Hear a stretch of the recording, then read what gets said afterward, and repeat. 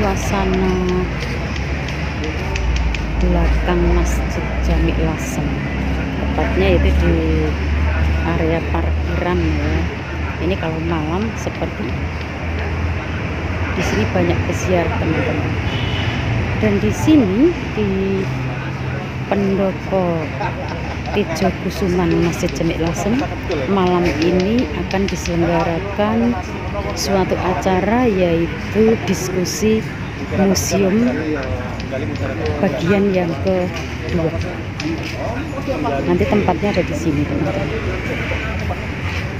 di sini. Nah, jika teman-teman ingin mengetahui seperti apa diskusi yang dilaksanakan pada malam hari ini, yang nanti akan diisi oleh Dr. Abu Irawan, maka ikutilah video saya. Nanti Mas Aku itu bercerita tentang rekonstruksi sejarah Lasem yang pernah berperan penting dalam proses-proses awal dakwah Islam di Nusantara. Monggo Mas Abu, kita bisa menggunakan dengan diskusi lanjutan. Assalamualaikum warahmatullahi wabarakatuh. Loh, emang jelasin perawat juga. Assalamualaikum warahmatullahi wabarakatuh. Alhamdulillahirabbil alamin, alhamdulillah man ahwala santa wala haula wala quwwata illa billahi Allahumma sholli ala Muhammad wa ala alihi wasallam. Para alim, para ulama, para kiai, para tawakis, Kiai Abdul Aziz, Kiai Beraki, Nasib, Kiai Habib, Kiai Hamid, para kiai semuanya, saya hafal wajah dan nama.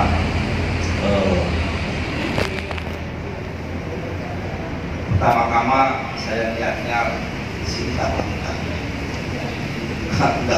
membahas yang sulit. Jadi apalagi saya masih awam juga, dan yang terbarukan saya wakilasi Mbak Unang, Mbak Sambu, Mbak Mahmud, dan Kabawi, banyak. Kemudian para masayikh yang muassis NU. Yang kedua adalah silaturahim. Mudah-mudahan kita semua dipanjangkan umurnya, dipermudah rezekinya. Yang ketiga, niatnya telah berhenti. Dan sharing, saya khawatir mengundai seluruh Lasem. Yang saya baca sedikit, ini hanya sedikit apa yang saya baca. Nanti kalau tidak sependapat atau ada yang salah bisa diluruskan. Sebelum ke Sunan Bonang, saya membaca Tejo Kusuman itu sebenarnya sudah untuk bicara. Melihat Masjid Lasem, saya jadi ingat pidato jihad fisabilillah di Ageng Jaya Tirta atau Sayyid Ali Baitullah Al-Aqsi. Ini juga sejarah semua sangat banyaknya di sini ya. Kemudian tadi disebut Sunan Bonang sebagai rekonstruksi Nusantara. Saya juga teringat, oh ya, saya juga teringat bukunya Mahmud Yunus yang mengarang kitab Mahmud Yunus itu sejarah Islam di Indonesia. Jadi kalau tadi dikatakan bahwa termasuk embrio Islam Nusantara itu yang paling tua itu di Lasem, memang tidak salah, karena Mahmud Yunus itu juga menulis ya, sejarah pesantren. Nanti dikutip oleh Abdurrahman Mas'ud dalam seleksinya, dikutip juga Mas Agus Sinoto dalam babat banyak.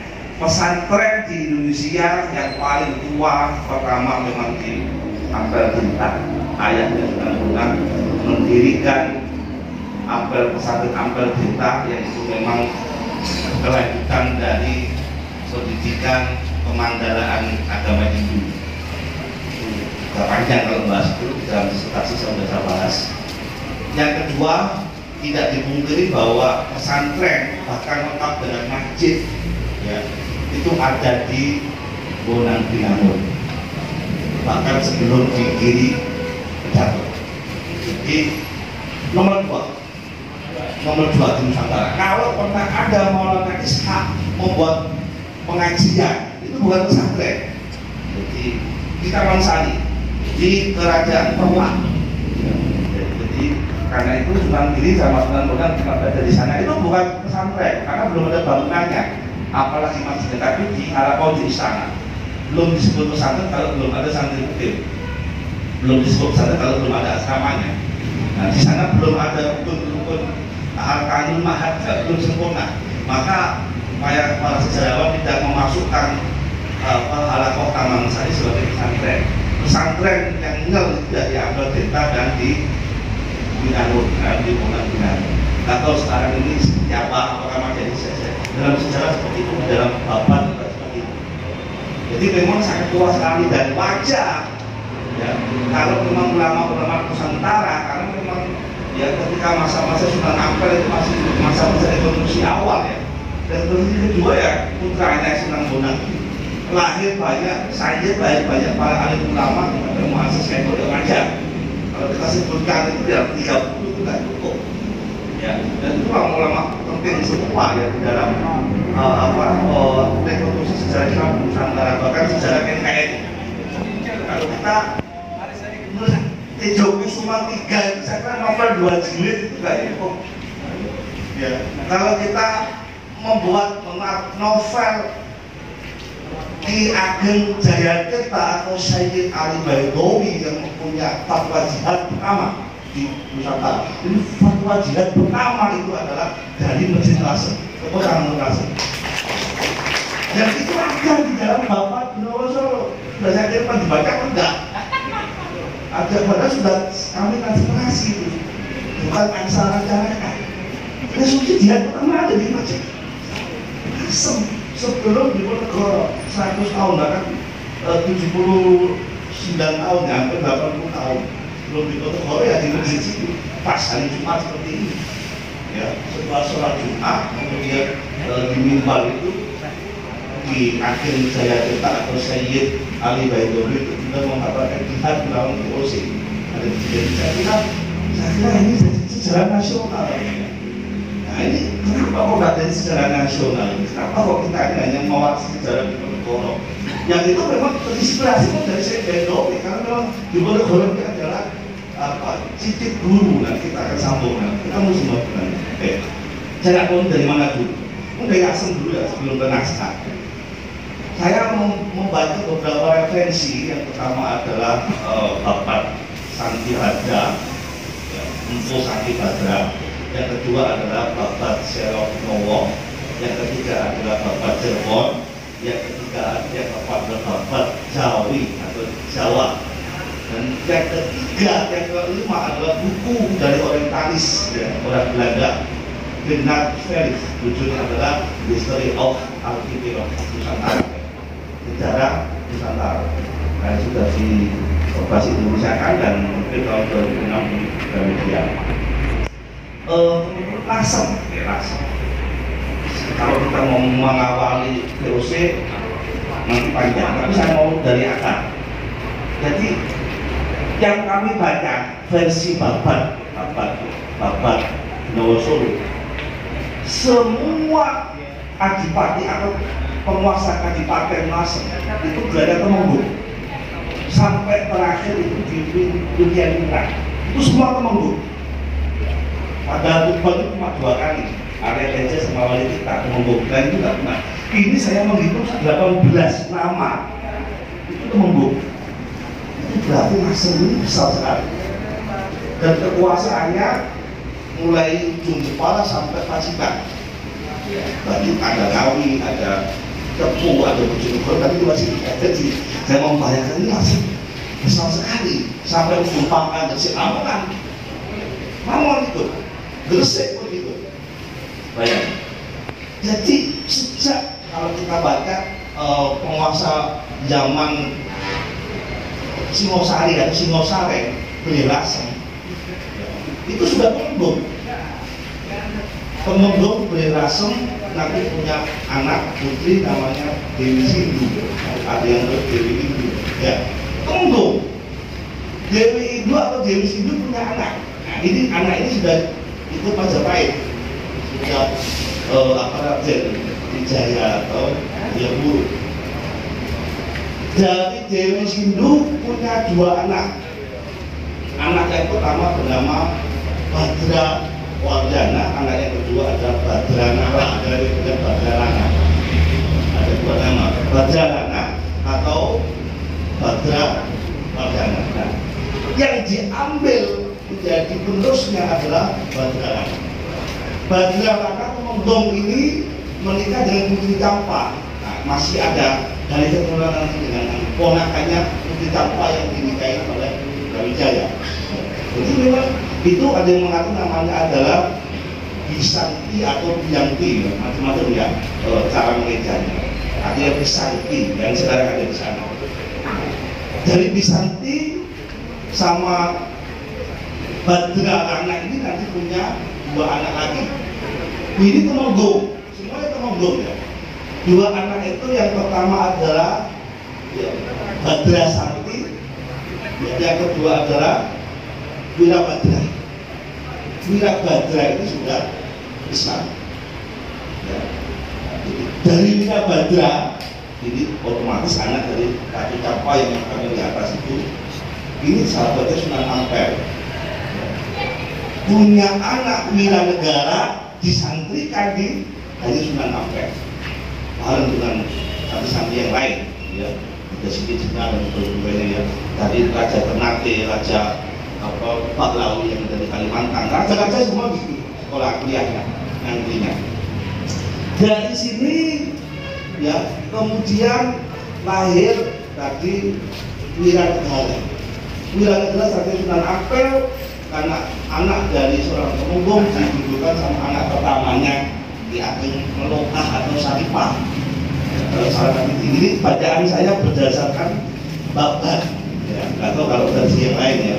Nah, di sini cuma 4 tahun menjadi Temenggung atau Bupati Lasem, meninggal karena sakit parah, sempat stres. Nah, ketika 3 tahun di sini suruh menemani penanggungan ini setelah ikhlas tolabah ya, ikhlas ilmu dari mulai Pasai sampai ke Mekah 2 tahun menurut bapak itu ya. Pulang ini karena kakaknya stres ditinggal mati oleh Temenggung Aswal tadi, Wiranegara tadi. Sambil napak tilasi, ini soalnya cuma ini dongeng ngomongin sejarah, ya, betul ya. Nah, jadi dan ini memang ada yang pertama atau dalam babat memang 3 kali tirakan di sana. Pertama ketika umur 5 tahun, ya, diantarkan atau diantarkan oleh sang ayah Sunan Ampel. Kemudian sebelum ke Pasai bagi hidup di dalam babat Benowo itu, ya, tirakan 2 bulan riaga di atas itu pulang. Bahkan sampai Maulana Ishaq itu titip, pokoknya jangan sampai lupa menggenggam tanah dari Haromen. Sebelum pulang jangan lupa menggenggam tanah dari Pasai. Jangan lupa menggenggam tanah dari Ampel Tirta. 3 tanah di bawah kebunan. Tanah Haromen, tanah Pasai dan tanah Ampel Tirta. Tempat apa itu tolabah ya, pendidikan panjang para wiku di Ampel Tirta ini. Singkat cerita, jadi ini membantu kakaknya yang stres sekaligus berdakwah. Di Ageng Melokah ini sampai 39 tahun menjadi Temenggung. Tetapi di masa-masa kehilangan suami, dia sempat stres, kehilangan kendali dengan bapak juga, menghilangkan syariat. Karena itu Sunan Bunga kemudian pamit, kakak saya udah gak perlu kendalikan, pulang ke Ampel, ayahnya meminta tidak di sebelah itu di Tuban. Cuma 3 tahun, karena bapak Badra Santi ini cuma 3 tahun. Setelah kakaknya tobat kembali lagi kok membesarkan pesantren yang memang sudah dirintis. Jadi ini versi bapak Badra Santi dan bapak Bilo Santi Puspo, dan yang kedua adalah Badra Kusuma, Prabu Badra Kusuma. Yang diambil menjadi Temenggung adalah Badra Kusuma, punya anak namanya Wirasanti. Wirasanti inilah yang melahirkan Tejo Kusuman I. Ini Tejo Kusuman I buat Temenggung. Tejo Kusuman I itu lama ya, ini kalau ini lama ya, pemerintah lama, kemudian meninggal atau mantap digantikan Tejo Kusuman II. Tejo Kusuman II baru 2 bulan diambil menantu sama Sultan Hadiwijaya. Akhirnya Temenggung diambil oleh adiknya Tejo Kusuman I, yang disebut Tejo Kusuman III, yaitu Prabu Bagus Wiwit. Ada yang mengatakan Walid. Nah, yang inilah yang di dalam kronik sejarah perlawanan VOC herois sekali, yaitu Prabu Tejo Kusuman III. 3 tahun dia tidak mau membayar pajak atau upeti ketika waktu itu sudah beralih ya, kekuasaan Klaten sudah kempes ganti Sultan Mataram. Amangkurat II memaksa dengan membeli rempah-rempah dan sedikit membeli ikan juga dengan harga murah. Kemudian yang ingin dia setuju adalah mulai memasuki agama Protestan, tegas menolak dengan apapun yang kompromi dengan Protestan, orang-orang kafir, apalagi dengan sudah diambil diperas rempah-rempahnya, menolak, kemudian bahkan memberontak, gugur. Nah ini kan bisa di novel sebenarnya, justru semua 3 ini ya, saya bisa buat novel lebih tepat dari kita obatin. Kenapa Amangkurat II gugur? Ya, gugur. Kemudian karena ini bergolak, akhirnya diambil alih Temenggung dari Solo, namanya Kiai Hamzah bin Ali. Tetapi kemudian tidak lama, hanya 3 bulan diracun. Kemudian meninggal, dikembalikan ke Tejo Kusuma IV. Tejo Kusuma IV dilanjutkan. Nah, Tejo Kusuma V ini seorang sufi, seorang zahid, yaitu Raden Margono Atmajaya. Nggak mau jadi, tetapi santrinya yang bernama Ongki atau Widya Ningrat itulah yang dijadikan Temenggung. Bukan Adipati Temenggung, memang besar aslinya. Sehingga cerita ada pembantaian di Jayakarta, ya, orang-orang etnis Cina sama Arab yang menguasai perdagangan dihabisi oleh VOC. Karena VOC tujuannya datang itu untuk apa? Satu, melemahkan perekonomian Kesultanan kerajaan dan diambil alih untuk dibawa ke Belanda sana. Yang kedua, melibatkan agama Kristen. Yang ketiga, mengambil atau monopoli rempah-rempah. Nah, jadi singkat cerita, ini juga akhirnya tidak terima etnis Cina sama etnis Arab dibantai, kemudian melakukan perlawanan. Kenapa gugur? Ini sudah perjuangan dan keguguran. Tidak terima santrinya gugur. Sayyid Ali Baidowi Al-Asmi atau disebut sebagai Jaya Keta ikut berpidato dan melawan, mengumpulkan semua ulama Sayyid. Jadi saya ada Sayyid Haidar di kubu mereka.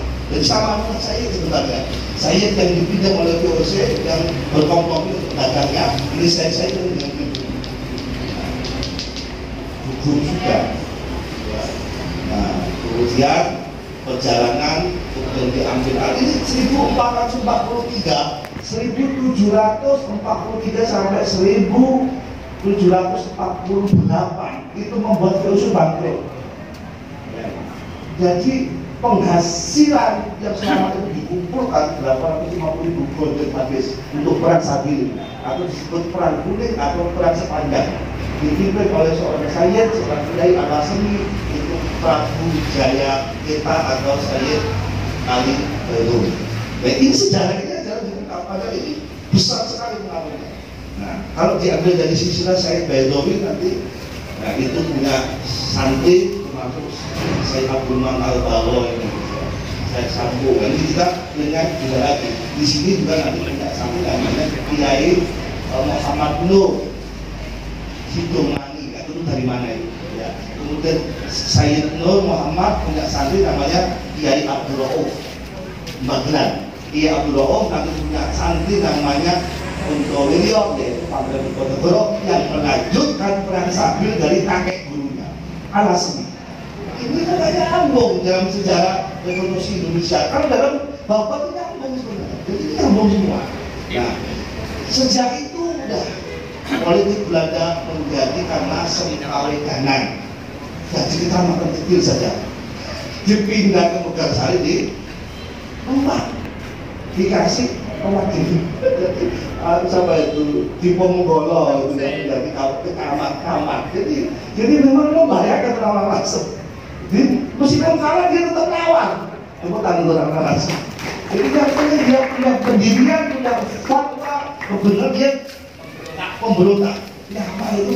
Gak ada harganya, kan dia idealisme jadi gila ini. Jadi sejarah langsung adalah sejarah perjuangan, sejarah pemberontakan, dan sejarah kegagalan. Karena setiap berontak gak ada yang menang. Tapi kan sudah melawan. Ya. VOC itu sudah dibuat bangkrut. Itu kan mulai ya itu kan.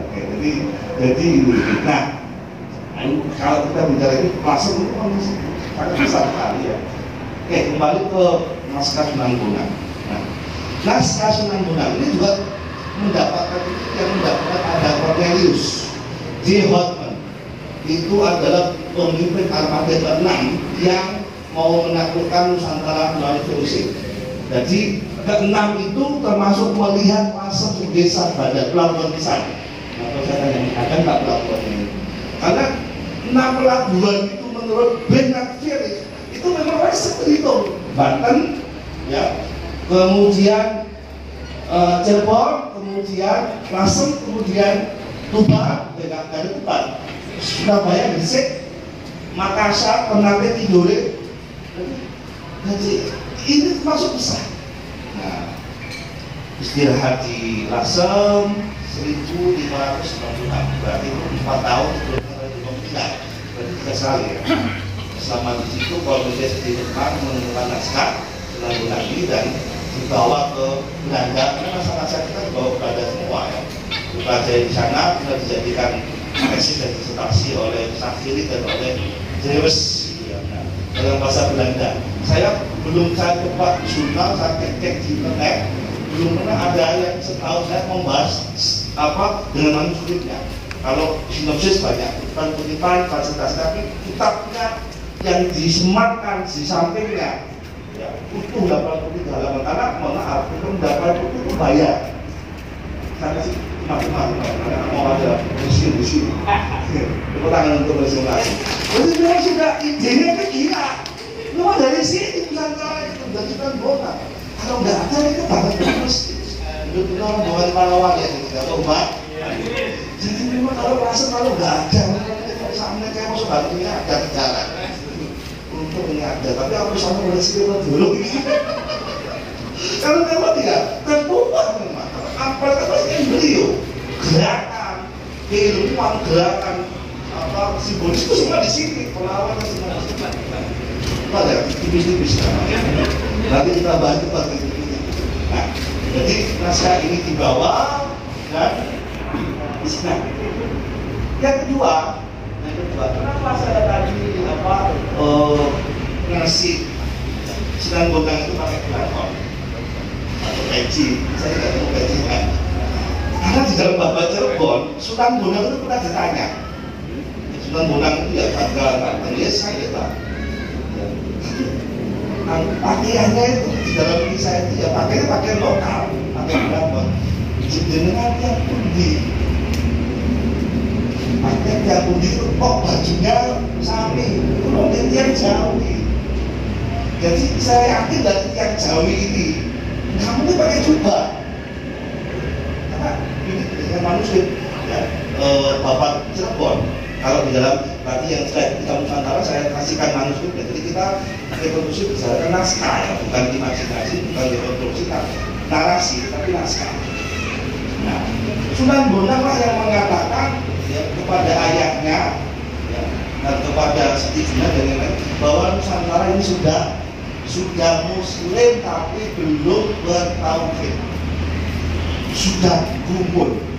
Dia pernah nitipin hidup di Mekah 2 tahun, ternyata perilaku yang secara substansi Muslim itu dilupakan. Jadi betapa orang itu sangat santun, betapa memuliakan guru, betapa ajaran hubungan relasi guru dan kiai itu demikian seperti kanjeng Nabi dan para sahabat. Etika sosial misalnya orang Jawa sudah terbiasa memakai maksud kamar mandi dengan kaki kiri, maka kamar mandi orang Jawa menyebut kiwo atau kiwan. Itu sudah mengagumkan. Jadi ini sudah Islam tapi belum bertauhid. Karena tauhidnya orang Jawa itu karuan karena di kaki saya diagumi semua. Maka yang pertama yang dikarang ini soal tauhid sebenarnya yang diluruskan. Nah, kitab ini sebenarnya adalah istihad dan alam dan tasawuf. Meskipun itu adalah kitab ini. Jadi, nah kemudian di masa remaja ya mengambil tanah sudah ya. Nah, ini. Sebelum ke KI, sebelum ke sini sejak kesini lagi jawaban naskah, jawaban kesini lagi. Kenapa ini disebut? Ini saya nyari naskah ini sama teman semalam karena pakai Haji Zulayu kan ini ada buku. Jadi saya mau bercerita soal asli rekonstruksi sejarah kami Nusantara. Jadi kenapa disebut naskah Pangeran Bonang oleh Sakhiri, yang B.J. Sakhiri ini dinisbatkan kepada di akhir kitab ini disebut ya, tamat cairkan dan diterangkan aktivitas Pangeran Bonang. Jadi sudah selesai tamat aktivitas ini. Ya, di terakhir. Ini yang salah carakan. Orang yang pernah belajar berbaca rokok, tak pernah berceritakan saja, nggak bisa baca ini. Nah ini siapa yang ngasih sedikit-sedikit ya sudah bareng-bareng. Yang belajar aksara kawi tidak pernah belajar aksara karangan masuk sebuah tidak akan bisa, karena beda. Ini istihadnya para wali, huruf-huruf Arab itu dikasih gandul. Jadi kalau hanya carakan H seperti ini itu ke depan dihilangkan, dipotong.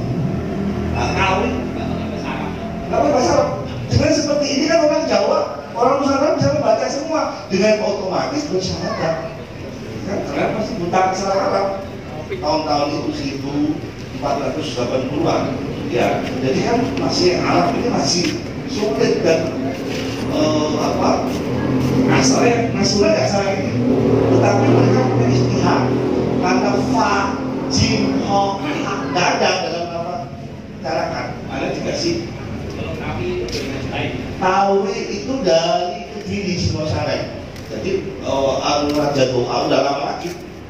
Tawi itu diperkirakan di sini Jaya kali semua makam-makam tua, termasuk Ahmad Majani kan sampai di Papua sampai di Ternate Kidul semua kawi. Kawi itu bahasa nasional, aksara nasional dulu. Orang-orang Sumatera menyebutnya aksara kagangan, juga dalam kagangan. Jadi itu yang dipakai untuk aksara resmi Kerajaan Sriwijaya dan pecahan-pecahannya. Nah di Jawa juga sama. Jadi aksara lingua franca digunakan semua. Caraka itu ya ada yang mengatakan dimulai dari kerajaan Giri ya. Ada yang bilang itu pertama kali adalah Haji Sakai. Tapi kita nggak tahu kan jelas aksara nasional itu banyak sekali. Nah ini membuktikan bahwa Indonesia itu punya peradaban masalah politik karena punya banyak aksara. Ya. Tapi oleh yang membuat jalan ini Deus, kita dikatakan orang buta aksara, kurang ajar. Padahal punya 9 aksara. Tapi dikatakan buta aksara kami diganti dengan aksara Latin tahun 1808. Kalau Rembang, Lasem tadi dijadikan kawedenan atau apa itu kecamatan 1151 tahun setelah Kolek Sabil. Itu kurang ajar semua orang-orang Lasem protes nanti dijadikan dulu majalah, jadikan dari kecamatan kecil. Ya, agar tentu lagi. Nah, kemudian setelah bangkrut ini kemudian kan diambil alih karena jadi orang Lasem ini kalau si bangkrut itu dan kemudian diambil alih oleh beberapa. Kembali lagi, jadi naskah yang digunakan para wali adalah naskah peralihan atau caraka peralihan. Nah, naskah ini punya rujukan, isinya adalah kitab-kitab bahasa Arab. Nah, kalau tidak dibuat sangat bingung karena dengan bahasa Arab. Ya, naskah pertama nanti syahadat Bismillah sholawat itu gimana mau nulis? Karena nggak cukup asal carakan atau kawi, makanya dibuat Ya misalnya Pak itu dikasih titik 3 dari Pak, Ho dari K. Jadi memang dimodifikasi oleh Kanjeng Sunan Bonang. Jadi naskah tertua yang kita dapatkan sudah modifikasi Sunan Bonang. Kalau naskah sebelum ini ada naskahnya Sunan Ampel, itu Kawi Murni dan nggak sempurna. Wah, Sunan Bonang ini memang ya alim, ya seniman, ya gawe gending, ya dharma, ya kan dulu Bonang memang itu pak kerajinan gamelan. Makanya di seorang seniman dulu begitu. Atau sekarang saya ada senimannya nggak di sini. Beberapa ini ya yang disebut kitab Isya Al-Mu'min ini kan jelas Al-Sunnah ya, kitabnya meskipun tidak salah itu di sini Al-Sunnah ya, kemudian ada tamhid ya, ini tauhid, ada Imam Abu Bakar Al-Baghdadi, ada Hafiz Minhaj dari Syekh Nawawi, belum ada Abu Talib Al-Maki, di Salah Al-Makiyah ada Al-Toqi, ada Syekh Bari. Syekh Bali ini teka-teki ya, termasuk Zeus itu nggak tahu siapa. Tapi saya menduga ya, lanjut. Kami menduga Syekh Bali itu memang ada, ya, tapi ini belum tentu juga yang diduga ada yang saya tuju. Ya, mana? Syekhul Bali ya sebagai tokoh protagonis dalam ini kemungkinan besar terinspirasi nama Syekhul Ibnu Abdil Al-Bali. Ya, itu masih dugaan. Dan saya cari di Maktabah Syamilah.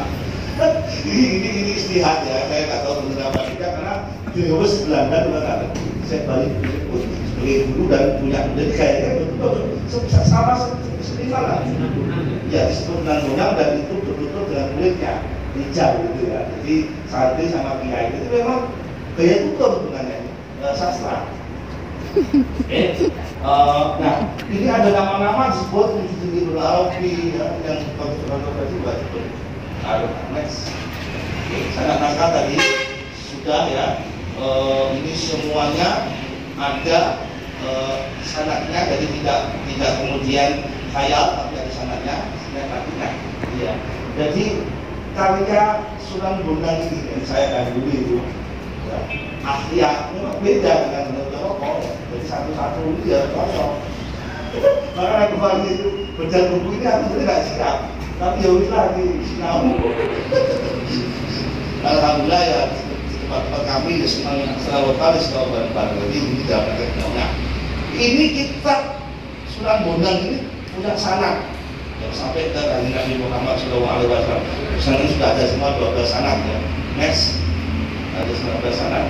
Nah di sini naskah yang pertama. Coba, ini sebelumnya nggak ada yang bisa tulis Arab dengan cara lokal gini. Ini kan otomatis orang Jawa kan bersahadat dengan cara membaca seperti ini. Ya. Bismillahirrahmanirrahim wa binasta'in itu. Ini kalau ditulis dengan aksara kali nggak bisa, setelah Jawa kok nggak bisa. Sunan Bonang kok buat sendiri, gila kan ini. Dan diterima. Jadi serius sekali. Mudah-mudahan anak ini juga serius sama Pak. Lanjut lagi. Nah,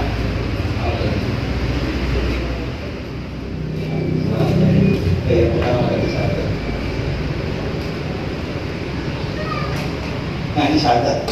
Ini halaman 2 ya, syahadat.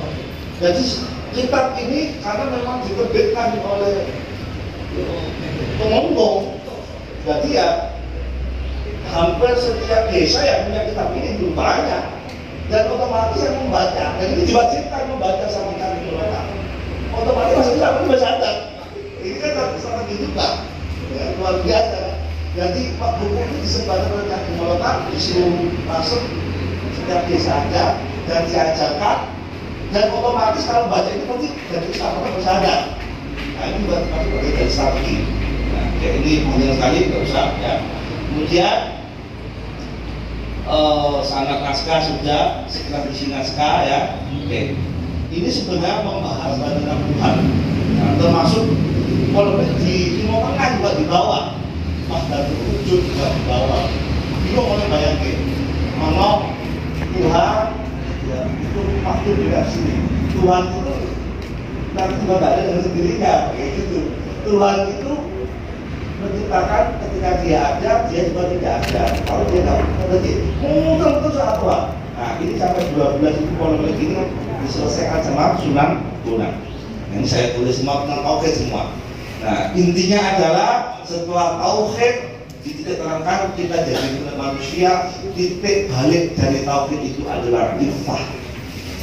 Lihat tauhidnya benar, pasti punya kepekaan.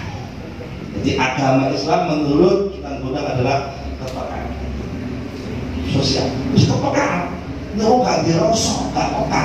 Tauhid itu Islam benar loh kan. Ngaji uji tauhid benar itu loh, dari apa enggak? Makanya hubungan tauhid dengan ifah sosial itu gak bisa dilepaskan. Lihat tauhidnya benar, berarti dia punya dia peka. Beragama dengan kasar, dengan bully, ya kan? Nah ini kepekaan ifah itu dijelaskan di dalam naskah ini. Jadi tauhid kemudian ifah. Nah, nanti kalau sudah ifah, cuma ifah, ya, ifah itu untuk menuju itu perjalanan menuju makrifat. Nah, syaratnya ya supaya nanti tobat, tauhid, tobat, sabar, syukur, sama lah dengan itu nanti ujungnya ifah. Kalau sudah ifah nanti insya Allah makrifat. Kalau sudah makrifat insya Allah kasar. Maka di situ bisa melihat amalan-amalan Mesir ya. Ini saja dan gambaran umum ya. Kita harus punya ifah terhadap sesama yang sesat dengan kasih sayang, yang salah dengan kasih sayang, yang kasar dengan kasih sayang. Yang sulit salah, kasar, dolim dengan kasih sayang, ngerangkul kandungan. Bahasa itu banyak. Ketika salah dibully yang tidak bisa, kesambut sampai untuk itu. Terima kasih. Ini saja sebagai pembuka diskusi. Ya nanti ada di sini dari baca. Mohon maaf kurang lebihnya. Assalamualaikum warahmatullahi wabarakatuh.